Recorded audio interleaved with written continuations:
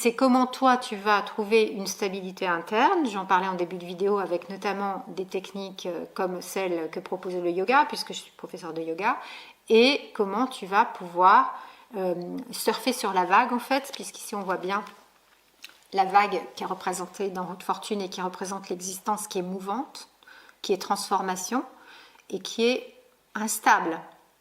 Mais Roue de Fortune dit autre chose justement, elle dit d'abord de faire confiance, parce que si on ne fait pas confiance, ça rajoute encore une instabilité à l'instabilité même de la vie.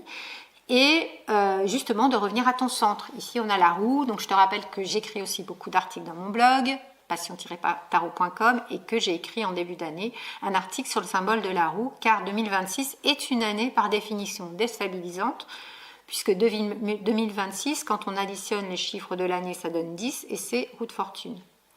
Ça veut dire aussi, avec ces deux cartes, que tu es dans un moment de pause de ta vie, justement. Pas vraiment un moment propice à l'action, mais plutôt un moment où tu as besoin de faire le point sur toi, sur ton enfance, sur ton passé, pour comprendre déjà ce qui s'est passé et apaiser. Parce que des fois, quand même, bien sûr, le fait de mettre de la conscience, ça nous apaise. Ah bah oui, mon père m'a abandonnée. Bon, bien sûr, c'est très très douloureux, mais une fois que j'accepte que je viens de cette histoire, je ne vais pas ressasser sans cesse que le père méchant m'a abandonnée, etc.